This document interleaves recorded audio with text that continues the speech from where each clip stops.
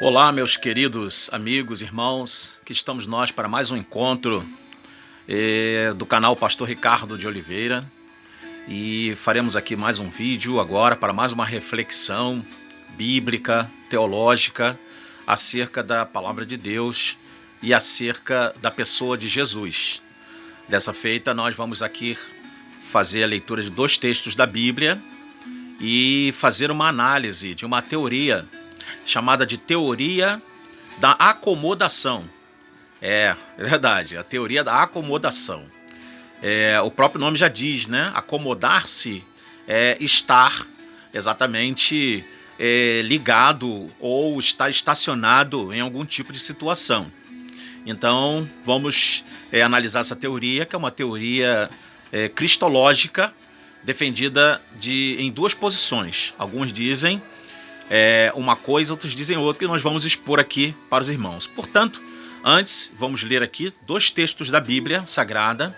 Se você tem a sua Bíblia em casa, eu aconselho você tê-la, tá? Se você tem, dê valor. Se você não tem, adquira uma Bíblia, porque isso vai ser muito bom. Ainda que você não consiga entender direito o que você vai ler na Bíblia, mas só o fato de você já estar lendo a Bíblia, o Espírito Santo, que é exatamente aquele que vai estar perto de você, te guiando, não é? Muitos até falam, não, Espírito Santo é que vai iluminar, que eu não preciso fazer curso, não preciso fazer teologia, não preciso estudar, o Espírito Santo vai me dizer tudo. Bom, é claro que o Espírito Santo de Deus, sem ele, nós não temos como discernir as grandes revelações da Bíblia Sagrada, da Palavra de Deus. Mas não queremos com isso desprezar e nem relegar para uma falta de importância o curso de teologia ou estudar a Bíblia Sagrada, ok? Então, toda oportunidade que você tiver de estudar a Bíblia, de pesquisá-la, de fazer cursos, faça-os, porque isso não é um envaidecimento pessoal, isso é uma necessidade pessoal, ok? Então vamos lá, vamos abrir a Bíblia em Mateus, o Evangelho de Mateus, capítulo de número 11, e o versículo de número 19, que diz-nos assim: veio o Filho do Homem. Isso aqui é Jesus falando, tá? E o evangelista Mateus, claro que registrou, já que Jesus não escreveu nada. Escreveram acerca dele, mas ele mesmo não deixou nenhum compêndio, nenhum livro de autoria dele. Ele teve os seus evangelistas, que foram exatamente aqueles que escreveram acerca do seu nascimento, da sua vida, da sua obra, do seu ensino, da sua morte, ressurreição e a ascensão até Deus.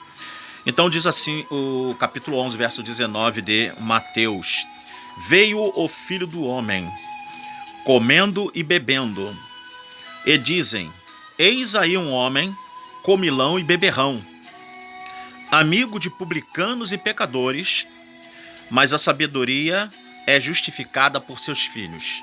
Bom, aqui Jesus ele vai responder, né, no capítulo 11, ele vai responder aos discípulos de João Batista, que tinham uma certa dúvida se era Jesus de fato aquele que eles estavam aguardando, o Messias. E Jesus manda dizer a esses discípulos para que envie uma mensagem a João, que os cegos estavam vendo, os coxos estavam andando e o reino de Deus era anunciado.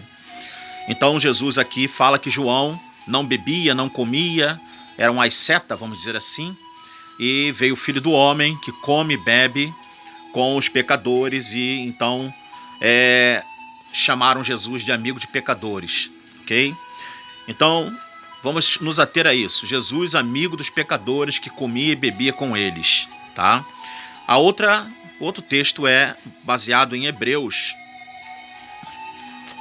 Nós vamos ler também Hebreus capítulo de número 7 e o versículo de número 26, que diz assim: porque nos convinha tal sumo sacerdote, santo, inocente, imaculado, separado dos pecadores. Grava bem aí, que aí é o contraste, né? Lá diz que ele comia, bebia e era amigo dos pecadores. Aqui está dizendo que ele é separado dos pecadores e feito mais sublime do que os céus. Hebreus, capítulo 7, versículo 26. Aí então surge uma pergunta. Afinal de contas, Jesus Cristo era amigo dos pecadores, comia e bebia com eles, ou Jesus era separado dos pecadores, imaculado, santo, conforme diz a Epístola dos Hebreus, capítulo 7. Aí entra essa tal teoria da acomodação.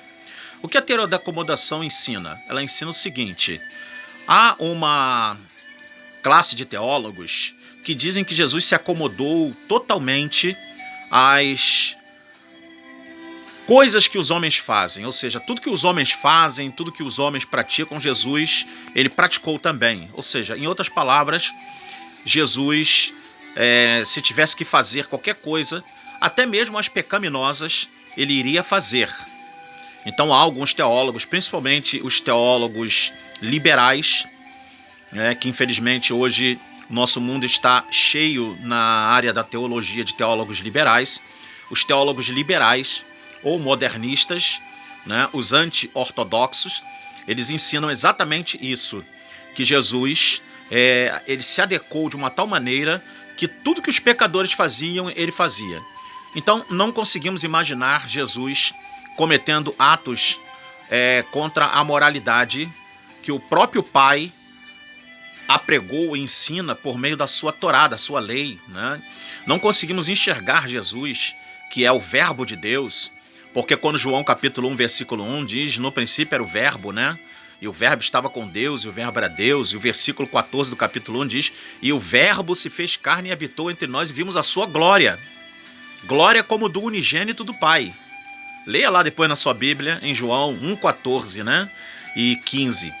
Então, como podemos admitir, dentro dessa teoria da acomodação, que Jesus ele foi alguém que praticou tudo que os pecadores praticam? É claro que nós sabemos que Jesus tinha necessidades humanas, necessidades que o corpo humano tem, Jesus não foi um alienígena, por isso que João diz que o verbo se fez carne e habitou entre nós.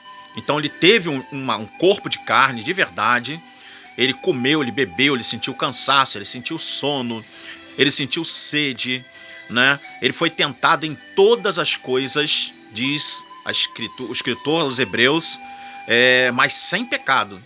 Isso que é interessante, E há outra teoria da acomodação que diz o seguinte, que Jesus veio à Terra e ele se compadeceu com aqueles que choram, com aqueles que têm dor, com aqueles que sofrem, ou seja, todas as mazelas humanas ele viu de perto e ele pôde, então, com uma sintonia tão fina, tão grande, ele pôde atender as pessoas que sofriam, que gemiam, que choravam e que tinham os seus problemas, as suas dificuldades, as suas lutas, ou seja, ele se compadeceu de uma tal maneira, se adequou de uma tal maneira a nós, que ele pôde ter um compadecimento e tem um compadecimento imenso de nós. É por isso que o próprio escritor aos Hebreus fala que nós não temos um sumo sacerdote que não possa ter pena de nós ou se compadecer de nós, mas tal como nós, em tudo ele foi tentado, mas sem pecado, portanto ele pode perfeitamente socorrer aqueles que são tentados, porque ele passou. Em outras palavras, Paulo, quando escreve aos Romanos, capítulo 8, versículo 3, visto que a carne estava enferma, Deus enviou o seu Filho em semelhança de carne pecaminosa. Ou em outras palavras, Jesus Cristo entrou dentro da nossa jaula. Ele entrou dentro da nossa situação. Ele conhece de perto aquilo pelo qual nós passamos. Os sofrimentos, as lutas, as provas. Tudo que você passa, Jesus conhece, Jesus sabe. Jesus, ele por certo, tem como te socorrer, porque ele sabe aonde você precisa ser socorrido, porque ele passou pelo que você está passando. Então por isso que Jesus é o amigo dos pecadores. Por isso que Jesus é amigo daqueles que sofrem, daqueles que pecam, daqueles que têm todo tipo de problema, seja ele natural, material, espiritual, moral. Ele conhece todas as mazelas da natureza humana, sem contudo deixar-se contaminar pelas mesmas. Jesus uma certa vez disse no Evangelho de Lucas que os sãos não precisam de médico, mas sim os doentes. E ele disse que não veio chamar justo, mas sim pecadores ao arrependimento. Ora, nesta passagem, Jesus se coloca como divino médico. Se o médico está doente, o que restará para curar o doente? Então, é uma questão de lógica, né? Então, se Jesus é o médico dos pecadores, e se ele próprio, como médico, está doente, o que sobra para curar os pecadores, dar alento aos pecadores, trazer cura aos pecadores? Então, cremos que a teoria da acomodação, ela, na sua interpretação mais coerente, é exatamente esta: que Jesus, ele veio à Terra, ele conheceu a nossa dor, conheceu o nosso choro, ele chorou conosco, tanto é que na morte de Lázaro ele chora, quando ele vê Jerusalém dispersa espiritualmente, Jerusalém na mão de homens que se arrogavam ser os donos da religiosidade da época, que era uma classe chamada de classe farisaica, e outros que estavam sendo envenenados ali pelas falsas doutrinas que muitas vezes esses fariseus distorcidos da Torá estavam ensinando. Jesus chora, e ele costuma chorar com o teu choro, e ele costuma sorrir com as tuas lágrimas. Essa é a acomodação dele em relação a nós, seres humanos, raça humana. Saiba que ele te ama, ele quer o melhor para a tua vida, e o mais importante, ele tem poder para mudar a trajetória da sua vida, ele tem poder para intervir no curso da sua história, e ele tem poder para transformar o teu caos em harmonia e em beleza. Ele tem poder para trazer na tua vida a luz e banir as trevas. Que Deus possa abençoar grandemente sua vida. Se você gostou aí do vídeo, dá o seu like, ok? Ative no seu canal do YouTube, nosso canal ali, tem um sininho. Aí você vai tocar naquele sininho e vai aparecer todas, né? Aí tá lá, tu toca lá em todas, ok? E toda vez que eu lançar um vídeo novo, você vai tomar conhecimento, porque o YouTube vai te avisar, ok? Então você vai ter ciência de que nós estamos lançando um novo vídeo. Aí você coloca lá no sininho, bota todas, e toda vez que eu lançar um vídeo, você vai saber. E o mais importante, ore por mim, divulgue o canal, passe para outras pessoas, amigos, parentes, irmãos em Cristo, igrejas. Fala, ó, tem um canal aí que está com 3 dias de existência, o canal é novo, mas tem um pastor lá, pastor Ricardo, que está pregando lá, ensinando, dando uns estudos lá, umas palestras. Eu estou gostando, e vai propagando, tá ok? Que nós queremos atingir o máximo de pessoas possíveis nos 4 cantos deste planeta, porque o mundo precisa muito de Deus e precisa muito da palavra de Deus. Então ajude-nos na divulgação do canal, porque se você divulgar, vai ter muitas pessoas inscritas, e com isso a palavra de Deus, ela vai percorrer vários locais. Mas não deixe de dar o seu like, tá? Seu joinha, tá? E ativar as notificações lá no sininho, ok? Um grande abraço a todos, que Deus muito abençoe você e sua família, que a paz de Cristo Jesus esteja no seu coração e no seu lar. Amém. Shalom, Ahim. Paz, irmãos.